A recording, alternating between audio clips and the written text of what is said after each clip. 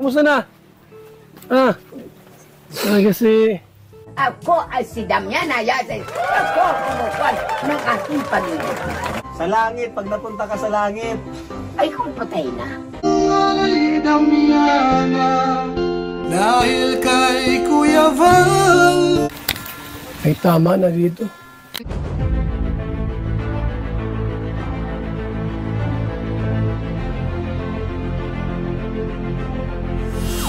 Ayun, shoutout guys. Muli po, welcome to my YouTube channel. Ito po si Kuya Julay, ang inyong katugang, ang inyong kalingap, na muling bumabati po sa inyo ng magandang araw, magandang gabi, sa ang sulok man po tayo ng mundo naroon.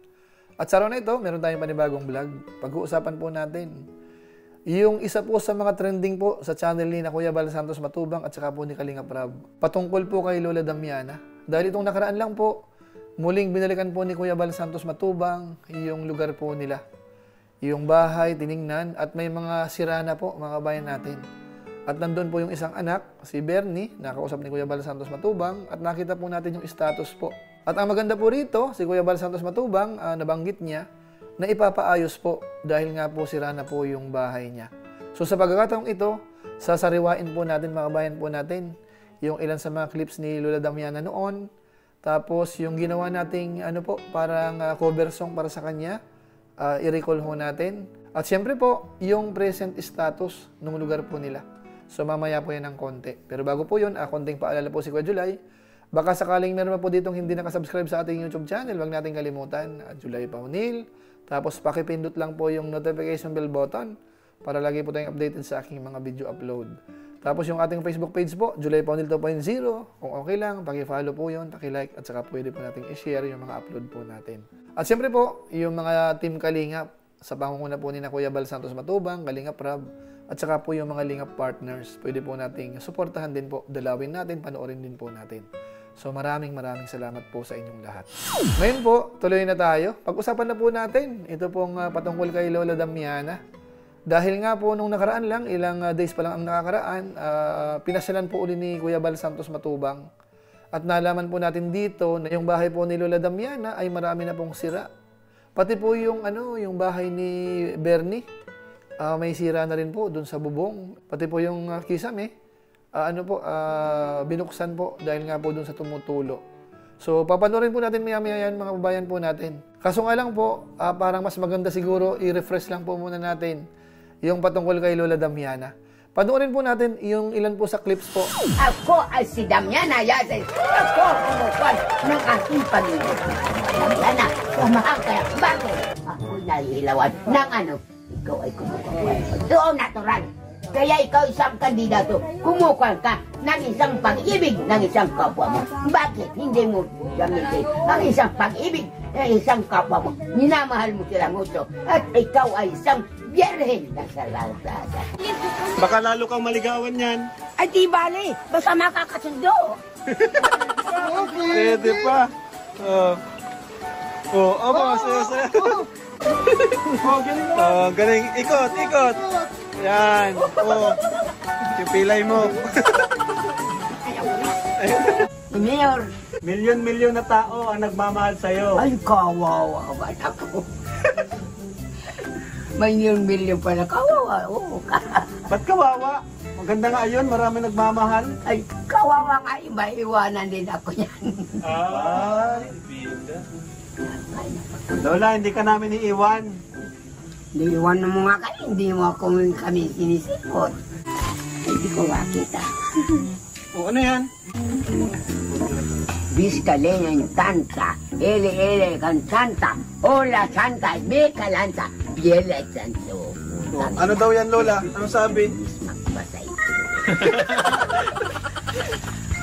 Ang gusto ko ay bahay na hindi natutunaw. Daw yan. Kasi ang bahay nila, bakit ang bahay ko hindi natutunaw? Talagang tuwi ko naman. Ang ganda na nga ng bahay nyo, pinagawa ni Gobernador. Maganda, gusto ko. Maganda. Parang kristal na nanginginag. Sa langit lang may ganon, sa langit. Sa langit, pag napunta ka sa langit. Ay, kung patay na. So ayan, mga kabayan po natin, yan po si Lola Damiana noon. Talagang nagpa-trending po talaga yan.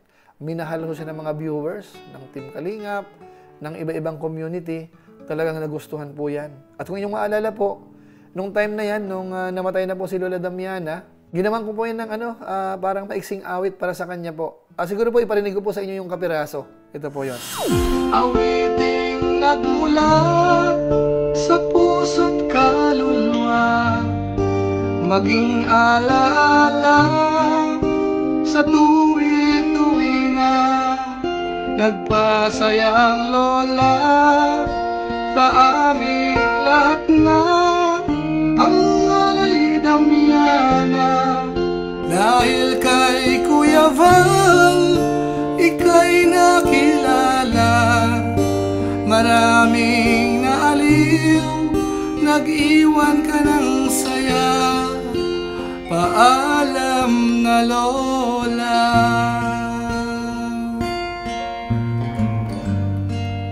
Ang aming dalangin, awa ng Diyos Ama sa pambansang lola.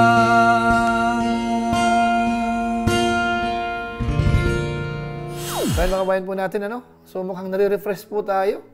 Parang naalala na naman natin si Lola Damiana po, kahit hindi po natin kamag-anak, pero parang may connection po sa atin, saka sa mga viewers siguro, kahit siguro po kayo, yung mga nanonood po sa ngayon, parang maaalala nyo po siya. Yung matandang napaka-smart, hindi maiisahan ni gobernador. Kaso nga lang po, talagang ganun talaga ang buhay. Kumbaga po, nagpahinga na po siya. Pinapagpahinga na po siya ng Diyos, mga kabayan po natin. At kailangan pong tanggapin po ng lahat. Bagamat noon po, nung kamamatay lang ni Lola Damiana, may mga ilang vlog po tayo, base sa mga comment, may mga nagsasuggest, na kung po pwedeng gawin daw na parang pasyalan, yung lugar ni Lola Damiana. Kaso nga lang po, tama si Kuya Val Santos Matubang na si Lola Damiana ay sikat po yan sa mga vlogger, sa mga nanonood sa mga vlog. Pero sa mga normal na mamamayan, sa malamang hindi masyadong kilala si Lola Damiana. Kaya ito na nga po yung sitwasyon nila. Kung sakasakali pong ginastusan yun, sa tingin po natin, hindi rin po siguro masyadong papasilan po ng mga tao.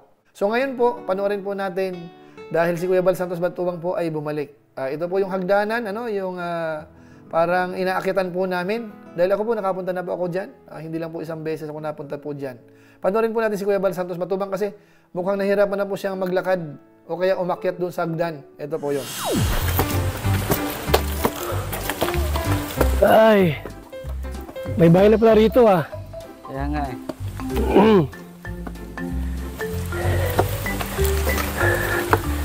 Dati kaya ko rito magparakyat, hindi na. Sakit ng tuhod kaya. Sakit ang tuhod po, hindi na sanay. Yan lang. Dati po, grabe yan. May pabalik-balik ko dito, pabalik-balik, walang problema. Ngayon po ay ano na.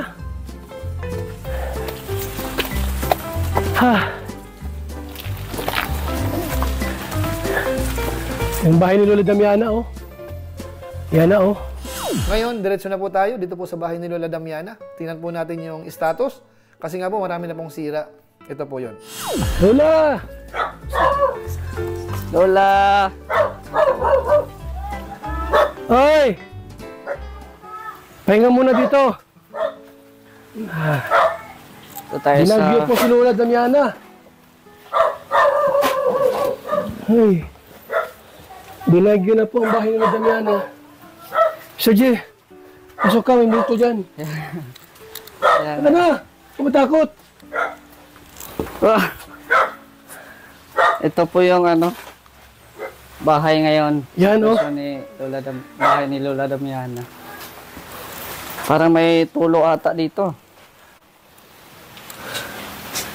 Ano na, medyo may sira na yung bubong, Na. Ito, makuan. Puro ulan ay. May mga tama na,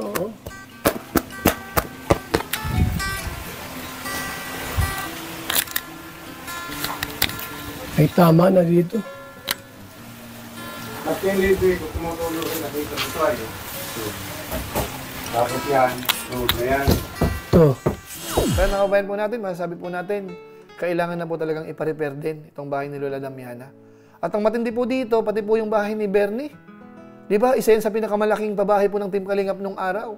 At ang co-host ho ay isa sa sponsor po dyan.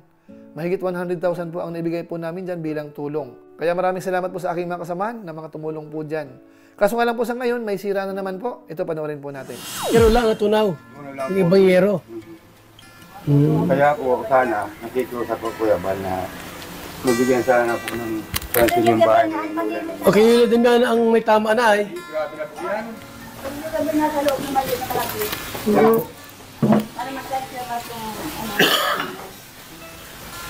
Ito, ano pa ito? Matibig kasi ano yan, oh. Bakal man yan.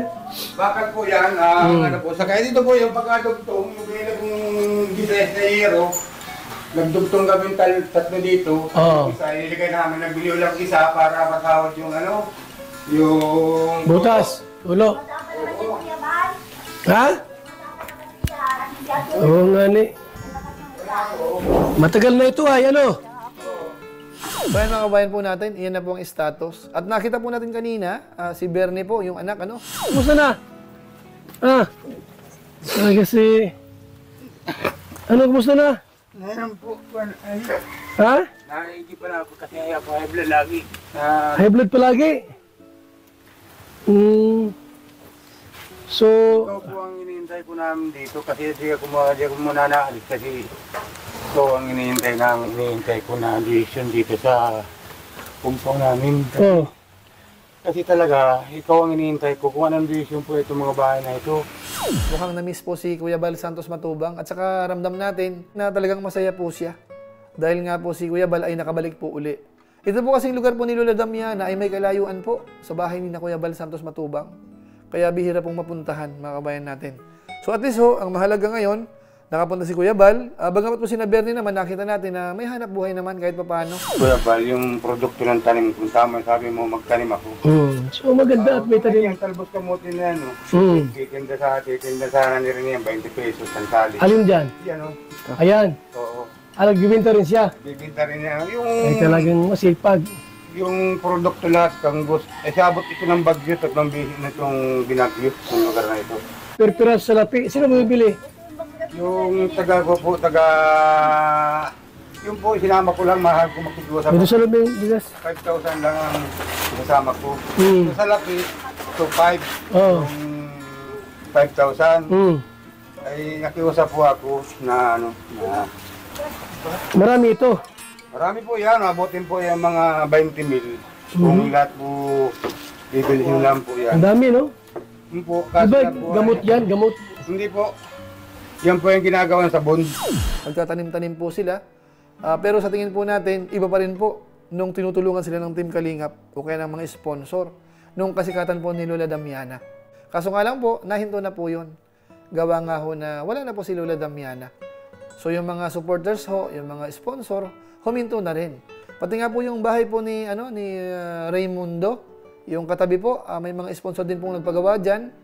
May mga konting issue yan nung araw eh. Ngayon po, nakatenga rin po. Sayang yung compound din na Lola Damiana. Nung araw ho, talagang gustong-gusto ng mga viewers po yan. Pero po sa ngayon, nakita natin, medyo sira na po, mga bayan po natin. Siguro po, hindi naman natin pwedeng sisihin po si Kuya Bernie siguro, dahil sa malamang, wala naman pong panggastos. Alam naman po natin yung bahay ho, kapag kahoy na umpisahan na, may tumulo na, mabilis na po ang pagkasira niyan. So nakita po natin dito, kasi yung bahay po lumalabas, magpo 4 years na po yan. Kasi kung hindi ako nagkakamali, namatay si Lola Damiana mga September 2021. So few months before, ginawa po yung mga bahay na yan. So halos po halos mag 4 years na. So matagal-tagal na rin po. Kaso nga lang napansin natin, medyo madaling nasira mga kabayan natin. Pero magkaganon pa man po ang maganda, sabi ni Kuya Bal, ipapaayos. Engineer, ano mo yung itong euro daw ito? Ha? Para pagbalik natin sa Ito tatlo na ito, doon apat pa sa loob. ang magawa si Fernan. Ha? Oo, nag-aaral kay Fernan. Diyan lang muna, may bigas doon ha. Opo, salamat Kuya Bal. Pambilang ko ng euro dito. Pitong diotso daw. 6 na plywood.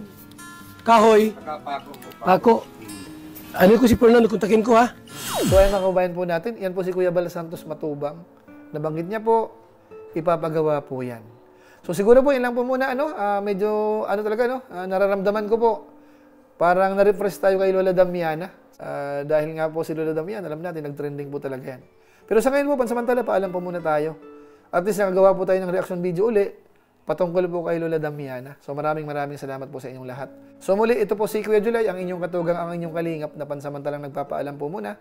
Kita-kita ulit tayo sa mga susunod ko pang vlog. Maraming salamat sa inyong walang sawang pagsuporta po sa ating YouTube channel. Pagpalain nawa kayo ng Diyos, mabuhay tayong lahat. God bless. Bye-bye!